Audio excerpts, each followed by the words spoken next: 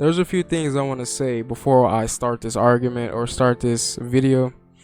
I just think Yorozu just quite blatantly scales above a lot of characters in Jujutsu Kaisen, and she just doesn't get the respects that she deserves. I'm not gonna lie to you. There's a lot of blatant statements, there's a lot of blatant feats that put her comfortably around 15 finger Sukuna, which a lot of characters obviously get one-shotted by. So yeah, we're just gonna be talking about it. This 15 finger Sukuna essentially one-shotted Yuji. Yuji is somebody who has similar durability to Yuta, and yeah, he got one-shotted by a punch basically. The easy way to indicate his curse energy and when or where it dropped in terms of this chapter or this period when he took over Megami's body, the new way right here is huge. I mean, it's incredibly huge, and we've never seen Megami summon a Nue this big, or any Shikigami for that matter, anything at all. So this Nue is almost as big as an entire building, so it just lets you know how much curse energy reserves that Sukuna has and how much curse energy he's working with as of currently. From looking at what everything happened, this Jacob's Ladder just decreased his curse energy, or it was the start of it, because we know Megami started to decrease his curse energy, but I would feel like this Jacob's Ladder was the starting effect, or whatever you want to call it. The next big feat that Sukuna has after one-shotting somebody who's on the level of Yuta with just a punch, he fights Ryu, who gave Yuta not even a run for his money. It was shown quite obviously that Ryu just scaled above Yuta. He was just twice as powerful. Like, Yuta couldn't stand his ground with Ryu. Ryu's got that guy, honestly. Dealing damage to Rika with just punches.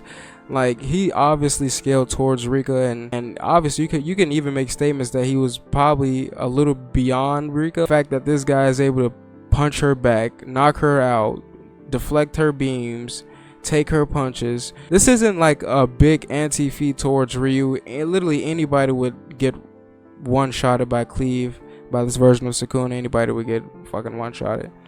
But one thing I do have to talk about Ryu, and it's probably going to be like a not you know, we're going to talk about this. Ryu got defeated essentially by his own technique, which was a granite blast dropped on his head, and that, I don't think that attack was more devastating than the Max Elephant amped by Sukuna's curse energy. He's 15 fingers, okay?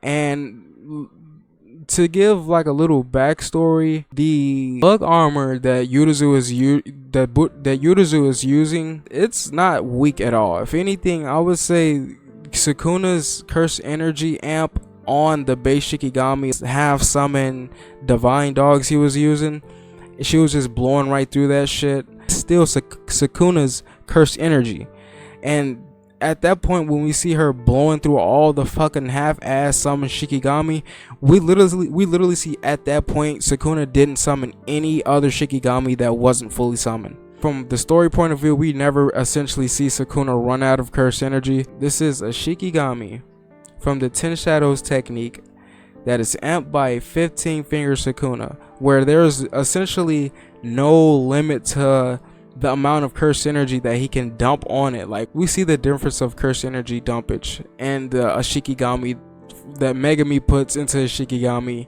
versus Sukuna. Like I just said, the Nue was damn near as big as a fucking skyscraper, okay?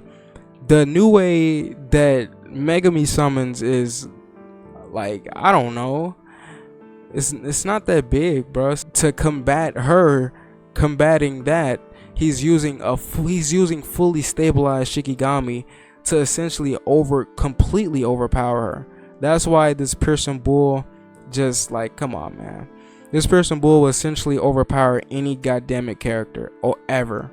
Like, you can't overpower Sukuna, so why would you be able to overpower a Shikigami that's being powered by him, which has different amps and properties of its own? Like I said, getting back to the Ryu feat, the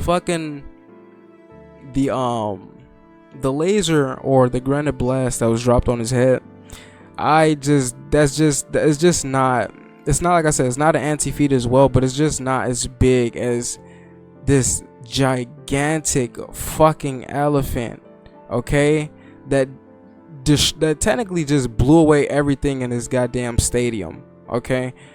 Like the granite blast, you can even look at the sheer impact, the size, the AoE that it does, and Yorozu is not even dead from the, or half dead from the attack like Ryu was. You know, she's talking, she's fully conscious, and you know, she's getting ready to launch a domain expansion. So Yorozu is busted in terms of durability, or the bug armor suit is, whatever you want to call it. What, she's just busted, okay? She just tanked that attack, which essentially would have destroyed Ryu. Like, there's no version of Ryu I see tanking this attack, especially how he got defeated. Yeah, there's no version of that.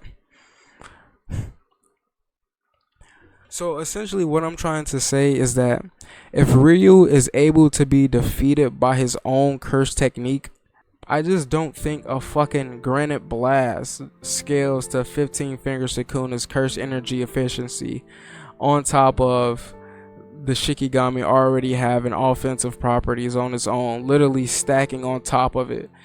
So it just doesn't make sense to say that Yorozu doesn't have any durability feats or any feats at all. Like this, like I said, this is why she's better than quite literally like 90% of Jujutsu Kaisen, because no character, I don't know what characters that you guys think can survive this, but they're not fucking doing it at all. I don't even know if I discussed the point that Ryu is just sweating dog shit, trembling against this 15 finger Sukuna, and Yorozu is comfortably wanting to fight a 15 finger Sukuna, actually the shrine version and not the 10 shadows version.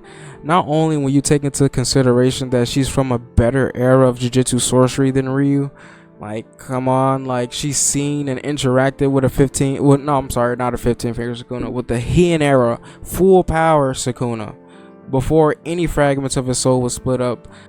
Realistically, any character should be terrified of a 15 finger Sukuna, but she's just not scared at all. And yeah, she's not scared at all. So I don't know if she, I mean, no character has the same aura as Sukuna, probably from Gojo. There's just no way I see Yuta beating Yorozu. After all the feats I just named, Yuta is on the low end. Like he's on the, like he doesn't even show on these, he doesn't even pop up on these scales, like on the scaling at all. Like I just said, Ryu is twice as powerful as him. Even Ryu is twice as powerful as Yuta in the Sendai colony. That's why he gets blown around. Even at the end of the story, Yuta, he's still not as powerful as Ryu. Ryu is somebody who still got took out by a granite blast. I'm not saying it's an anti-feat or anything, but to take Ryu out, it was essentially not that much. Like it wasn't a crazy domain expansion. It wasn't anything of that manner. I don't even know if he depleted that much of his curse energy. I don't really know what to say for Ryu, honestly. I mean, like I said, he was scared to fight a 15 finger Sukuna, which Yorozu isn't. He got defeated by an attack that was on a smaller scale than what Yorozu got attacked by. On top of you fucking take into consideration that not only did Yorozu fight Sukuna, but she also fought Maharaga, because Maharaga, I mean, he came out and adapted to the fucking I don't know, like you can, I don't know if it was completely necessary for Maharaga to come out, since you can kind of argue that Sukuna was the one doing the doing the adapting. So I can't really tell. I can't really tell if Maharaga had to show Sukuna, had to actually pierce it, if he was the one adapted to it. It really doesn't make sense. But yeah, Maharaga still comes out though. And yeah, the only character that Sukuna summons Maharaga against is, the only two characters that he does it is Gojo and Yorozu. So it's not like we're gonna just downplay Yorozu, which is atrocious. It's the efficiency that's important in curse energy, and how good you are at at utilizing it. And yeah, dude, I don't think Yuta immense amounts of curse energy is gonna get him by possibly getting blitz, because like I just discussed, it's just the tier of Yorozu is too fucking high. It's just too high. If, like, you know, no matter what Yuta has, no matter what he does, that's like saying, oh well, Gojo can beat Goku, he has the amount of hacks. Well, no matter what amount of hacks he has, what is it going to get him past getting fucking blitz?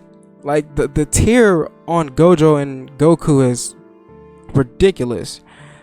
Like, the tier on Yuta and Ryu was damn near ridiculous. Like Rika was a better matchup for Ryu just because of her strength and durability, and she still got knocked out by Ryu. And this Ryu is scared shitless of Sukuna. Okay, he's scared shitless of Sukuna.